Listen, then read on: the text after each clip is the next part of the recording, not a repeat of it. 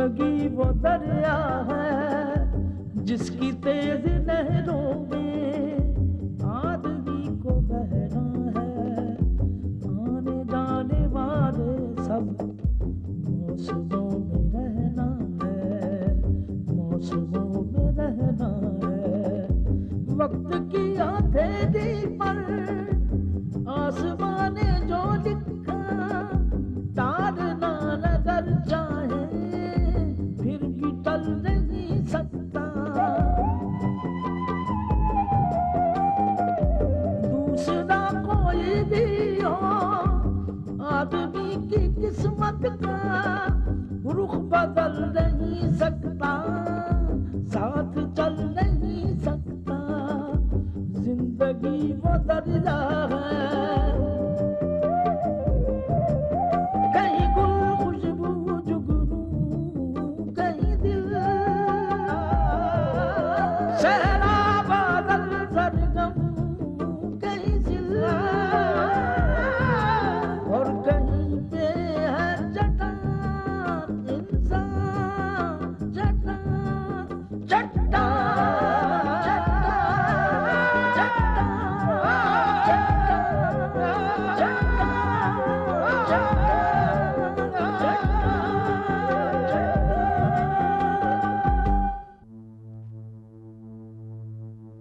आप ये गंदे कपड़े लॉन्ड्री बैग में क्यों नहीं डाल दिया करते हैं? मालूम है, तू क्या सिखाता है? ये ले, ये भी जाके धोकर लाना। मेरे नाम पे चिट्ठी? मेरे यार गुले, सलाम अलैकुम। कम वक्त सर दर्द तो ठीक हो जाता है, लेकिन दिल का दर्द ठीक नहीं होता। तो यार तो बस मिलता नहीं तो बड़ा दुख होता। मैं आपको रेस्टोरेंट में शिफ्ट कर रहा हूँ। यानी कि आप मुझे रेस्टोरेंट में काम देंगे? क्या पापा इंडिया में हैं? हाँ, वो तुम्हारी पहली माँ आरती और तुम्हारे बड़े भाई की तलाश में इंडिया गया था। तेज बुखार हो गया, सारा शरीर तप रहा है। लेकिन यूं अचानक बुखार कैसे आ गया? कौन से जवाब? आरती कौन है दादी माँ?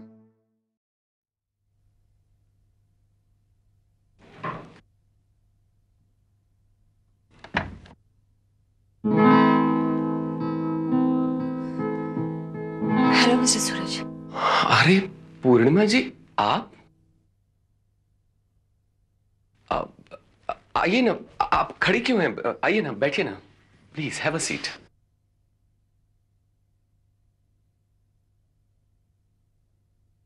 डॉक्टर आया था? जी आया था। क्या कहा उसने? कह रहे थे फ्लू हो गया है, इंजेक्शन लगाया उन्होंने, कल सुबह तक ठीक हो जाऊंगा। थैंक यू पूर्णिमा जी। किस बात के लिए? डॉक्टर भिजवाने के लिए। अब तबीयत कैसी है? जी बेटर हूं। मैं तो इस बुखार को दुआ दे रहा था कि इस बहाने आप मेरा हाल पूछने तो आई। अपने एम्प्लॉयज का हाल पूछना मेरा फर्ज है। अपना फर्ज निभाना आजकल कितने लोग जानते हैं पूर्णिमा जी। डॉक्टर ने क्या खाने के लिए कहा है? कुछ मंगवा दूं? नहीं नहीं पूर्णिमा जी, आप यहाँ आई यही मेरे लिए काफी है। आप क्यों तकलीफ कर रही हैं? वैसे आपको किस तरह का खाना पसंद है? तीखा, चटपटा या फिर? पता नहीं, मैंने कभी गौर नहीं किया। लेकिन आप क्यों पूछ रही हैं? पता नहीं, मैंने भी कभी गौर नहीं किया।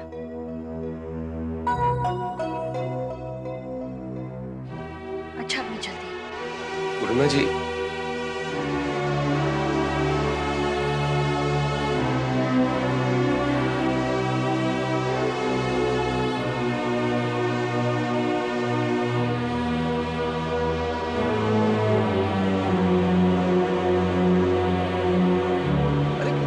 बताया था कि कमल चोपड़ा इस परिवार का सबसे पुराना दुश्मन है। उसकी बातों का कभी विश्वास नहीं करना। वो तो राई का पहाड़ बना लेता है। आखिर ये सच मुझसे क्यों छुपाया गया? इतने बरसों से बड़ी माँ, पापा और अजय के बारे में मुझे क्यों नहीं बताया गया? क्योंकि सच बहुत कड़वा होता है बिटिया। तो क्या पापा के बारे में जानने का मुझे कोई हक नहीं है नंदू काका। मैं उनकी बेटी हूं मैं उनकी। मुझे तो ये भी नहीं मालूम कि पापा कहाँ है, घर छोड़कर क्यों चले गए, कहाँ गए हैं, कब वापस आएंगे, आएंगे कभी कि नहीं। कुप्पी जी का कहना था कि तुम उस वक्त बहुत छोटी सी थी बिटिया। ये सब बातें तुम्हारे कैसे समझ में आती, और आ भी जाती तो तुम्हारे दिल को बड़ी ठेस पहुंचती बिटिया। और इस परिवार का कोई भी सदस्य तुम्हें दुख नहीं देना चाहता था। नंदू काका, क्या मैं अभी दुखी नहीं हूं? राखी के कितने त्योहार आए और गुजर गए।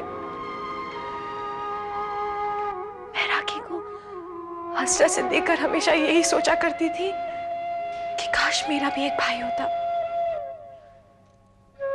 जिसकी लंबी उम्र की मैं दुआ मांगती,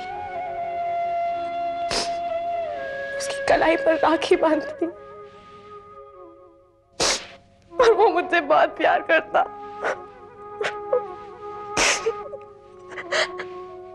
आखिर मेरे साथ ये क्यों हुआ है नंदू काका? पापा के होते हुए भी मुझे उनका प्यार नहीं मिला,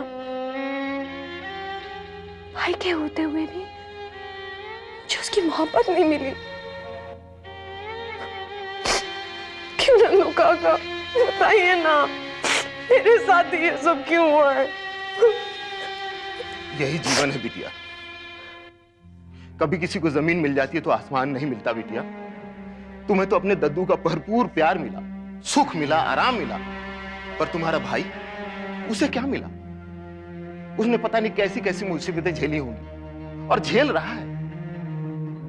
तुम्हें तो अपनी मां से मोहब्बत और ममता मिली, और उन्हें, पूर्णिमा जी को क्या मिला? अरे जब उनके बारे में सोचोगी तो अपना सारा का सारा दुख भूल जाओगी। और कुप्पी जी ने कहा था कि बस कीजिए नंदू काका, just shut up। कुप्पी जी चले जाइए आप यहाँ से, जाइए ना नंदू काका।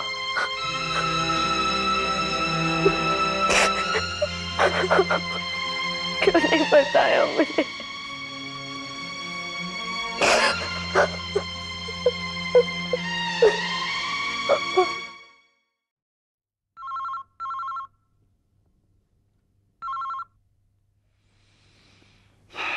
हेलो। हेलो शमशेर राज। कौन? इतनी जल्दी भूल गए? मेरी आवाज तो तुम्हारे कानों में 7 जन्मों तक गूंजती रहनी चाहिए। कमल चोपड़ा। आदमी जब बूढ़ा होता है तो उसकी याददाश्त कमजोर हो जाती है। खैर कोई बात नहीं, मैंने तो सिर्फ तुम्हें कुछ याद दिलाने के लिए फोन किया था। क्या मतलब है तुम्हारा? आज अचानक पूजा बिटिया से मुलाकात हो गई। बड़ी खुशी हुई उससे मिलकर। कितनी जल्दी कितनी बड़ी हो गई है वो। और क्यों ना हो, खाते पीते कराने की लड़की है। कमल चोपड़ा। शमशेर राज, मुझे ये जानकर बड़ी हैरत हुई कि पूजा को उसके बाप के बारे में कुछ भी नहीं मालूम है। मैंने सिर्फ उसे इतना बता दिया है जितना उसे जानना चाहिए। कमल चोपड़ा, अगर आइंदा तुमने मेरी पूजा की तरफ आंख उठाकर देखा तक तो मैं तुम्हारी आंखें नोच डालूंगा। मैं तुम्हें फिर से बर्बाद कर दूंगा, याद रखना। मेरे पास बचा ही क्या है कि तुम मुझे बर्बाद करोगे? लेकिन तुम्हारे पास तो सब कुछ है। तुम्हारी पोती पूजा है और तुम्हारा पोता भी। मरने से पहले तुम उसको देखना नहीं चाहोगे? कमल, मैं तुम्हारे 1000 गुनाह माफ कर सकता हूं, लेकिन अगर मेरी पूजा या मेरे पोते को किसी किस्म का नुकसान पहुंचाने की कोशिश की तो रब की सौगंध, शमशेर राज के हाथों तुम्हारा कत्ल हो जाएगा। हाँ।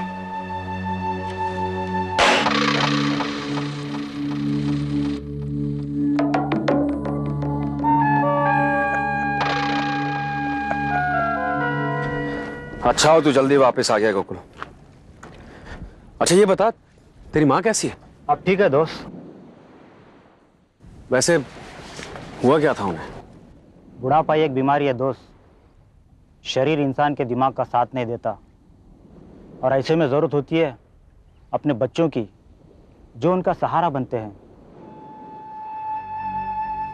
पर यहाँ तो हम अपना ही सहारा नहीं बन पा रहे हैं।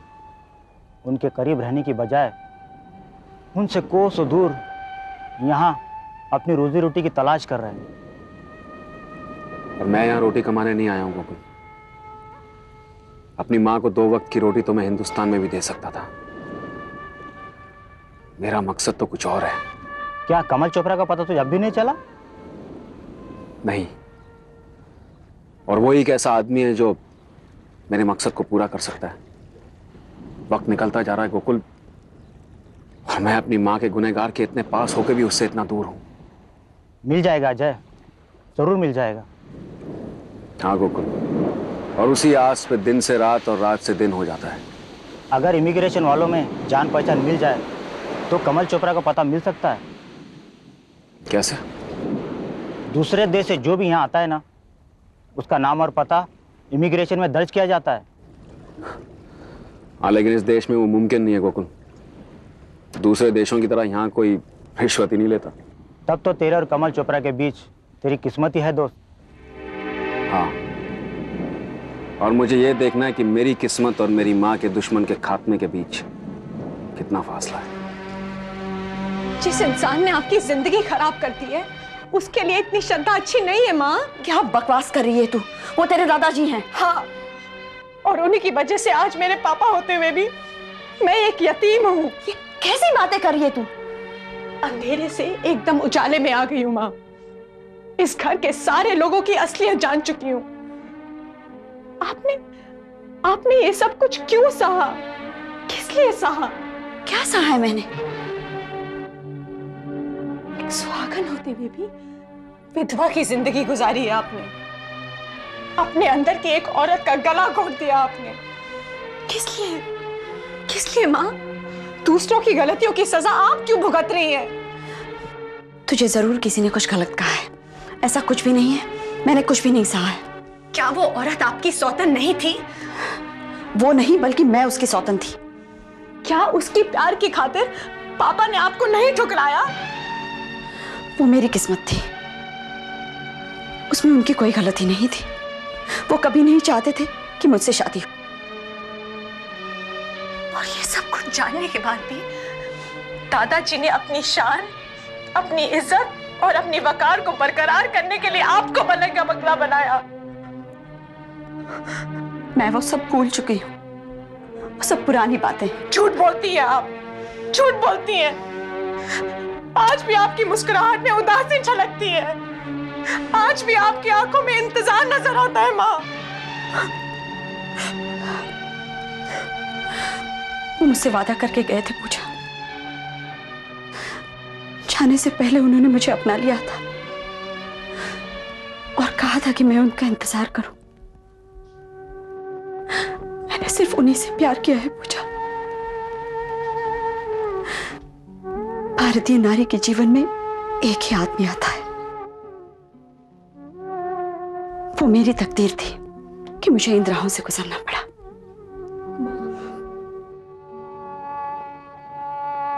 आप ममता की मूर्त ही नहीं, त्याग की देवी भी हो। जी करता है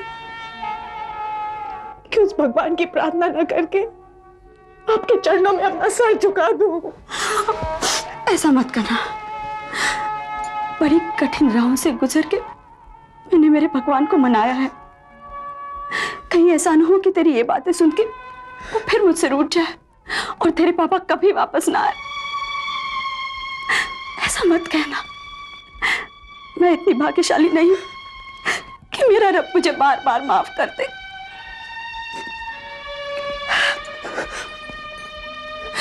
बस उस भगवान से कह दे कि तेरे पापा आने तक मेरे सब्र का बांध मत तोड़े।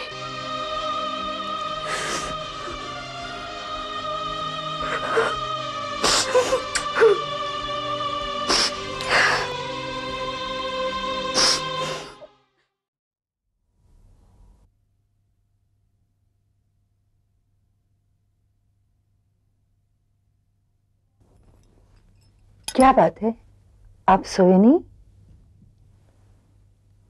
ये कमल चोपड़ा हमारे घर के सुकून को फिर से तहस नहस कर देना चाहता है। हाँ, उसने पूजा को वर्गलाने की कोशिश की है। पूजा ने तुमसे कहा? वो उसकी बातों में आ गई है। उसे लगता है कि... क्या लगता है उसे? अब मैं आपसे कैसे कहूं? गायत्री, हम तुमसे पूछ रहे हैं, क्या लगता है उसे? उसे लगता है आज जो भी हमारे घर में हो रहा है उसके जिम्मेदार आप हैं। यानी कि पूजा इतनी बड़ी हो गई कि उसे अच्छे बुरे की समझ आ गई? बात वो नहीं है, वो बच्ची है। उसने अपने दादू पर उंगली उठाई है, वो बच्ची नहीं है गायत्री। हमारी तरबियत में कोई नुक्स है। ये हमारे साथ बार बार ऐसा क्यों होता है? आप इतने उदास क्यों हो गए हैं? सब ठीक हो जाएगा। कब? कब गायत्री, कब? सर, विशाल का कोई पता नहीं चल रहा। मुंबई में होता शायद किसी ने किसी को नजर आया होता। मेरे ख्याल से वो मर गया है। नहीं, वो ऐसे नहीं मर सकता है। उसे तो अपने बाप की आंखों के सामने दम तोड़ना है। मैं शमशेर राज की आंखों में वो दुख, वो तकलीफ देखना चाहता हूं जो मैंने करुणा के मरते वक्त महसूस की थी। जानते हो ब्रूनो, उसने मुझसे मेरा जीने का सहारा ही छीन लिया। उसने मेरी करुणा को मारा है, मेरी खुशियों में आग लगाई है उसने। मैं भी उसकी खुशियों में आग लगाना चाहता हूं। आप शमशेर राज से उसके बेटे और पोते को अलग कर ही चुके हैं। वो वैसे भी काफी दुखी है। नहीं, ये उसके दुखों की इंतहा नहीं। मैं चाहूं ना तो उसे एक झटके में खत्म कर सकता हूं, लेकिन मैं उसे आहिस्ता आहिस्ता मारना चाहता हूं। मैं चाहता हूं कि उस कमीने को उसके किए की सजा यहीं पर दूं। मैं धीरे धीरे उसके घर में आग लगाना चाहता हूं ताकि वो उस तपिश में चलता रहे और अपने गुनाहों की बख्शिश मांगता रहे। वैसे भी उसकी पोती को वर्गला कर आपने उस घर में फिर से आग लगा दी है। सुना है काफी परेशान है वो। परेशान तो वो तब होगा जब मुझे अजय मिलेगा। मुझे यकीन है कि वो यहां पर अपने दादा को ढूंढने आया है। कहीं वो आपको मिलने से पहले अपने दादा से मिल लिया और वो दोनों एक हो गए तो? नहीं, ऐसा नहीं हो सकता है ब्रूनो। वो जानता ही नहीं है कि उसका दादा कौन है। आरती उसे ये बात कभी नहीं बताएगी, क्योंकि वो जानती है कि शमशेर राज किसी भी कीमत पर अपने पोते को हासिल करके रहेगा। रही बात उस पोते की, तो वो यकीनन यहां पर अपने दादा की चिता को आग लगाने आया है। मैंने बचपन में उसकी आंखों में नफरत का सैलाब देखा है। बस मुझे अजय मिल जाए, मैंने उसी घर के चिराग से उस घर को आग नहीं लगाई तो मेरा नाम भी कमल चोपड़ा नहीं।